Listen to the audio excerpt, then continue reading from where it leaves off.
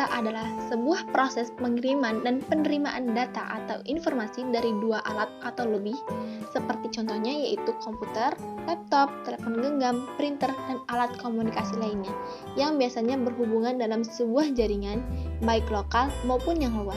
Contohnya yaitu seperti internet. Fungsi dari komunikasi data. Yang pertama itu komunikasi data dapat berfungsi untuk menyingkat waktu pengiriman data dalam jumlah besar tanpa suatu kesalahan. Yang kedua, penggunaan sistem komputer atau peralatan pendukungnya sangat memungkinkan untuk digunakan pada jarak jauh. Yang ketiga, dapat mendukung sistem manajemen dalam hal pengontrolan karena dapat menggunakan sistem komputer secara terpusat dan tersebar.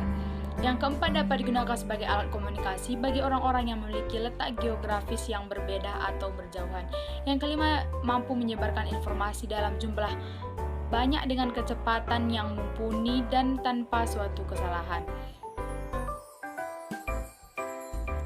Tujuan dari komunikasi data.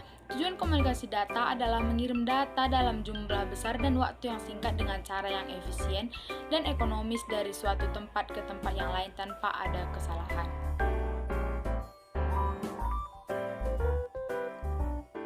Bentuk-bentuk komunikasi data. 1. Offline Communication System, yaitu sistem pengiriman data yang menggunakan fasilitas telekomunikasi sebagai medianya, kemudian meneruskan data ke sumber pengolahan data. Yang kedua, Online Communication System, yaitu sistem pengiriman data yang dikirimkan melalui terminal komputer dan dapat langsung diproses oleh komputer tersebut. Konsep komunikasi data. Yang pertama, PC pengirim akan mengirimkan pesan melalui keyboard. PC akan mengirimkan data tersebut ke saluran transmisi. Pesan tersebut harus diubah dulu menjadi data analog oleh transmitter. Yang kedua, sinyal yang bergerak di saluran transmisi bisa dalam keadaan bagus atau lemah karena adanya redaman bagian-bagian tertentu. Oleh karena itu, dibutuhkan sebuah alat pengut sinyal agar data pesan yang akan disampaikan dapat diterima oleh receiver. Receiver akan menerima data yang dikirimkan oleh saluran transmisi dan mencoba membaca data yang diterima tersebut. Jika pesan dapat dibaca, maka data akan disampaikan ke destination.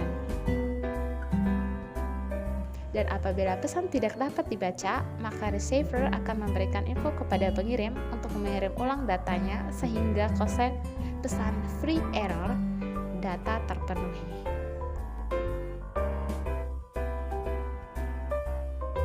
Keuntungan komunikasi data.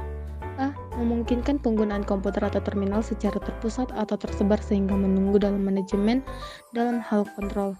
B. Mempermudah kemungkinan pengolahan data dan pengaturan data yang ada di dalam berbagai macam sistem komputer.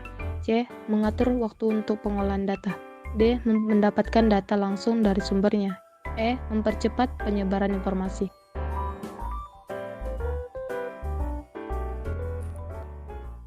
Protokol yang harus diperhatikan pada komunikasi data. Yang pertama, protokol yang digunakan. Yang kedua, media transmisi. Yang ketiga, lalu lintas data. Yang keempat, keandalan sistem yang digunakan. Yang kelima, kendala-kendala pada komunikasi data. Yang keenam, true fault. Dan yang terakhir, faktor manusia.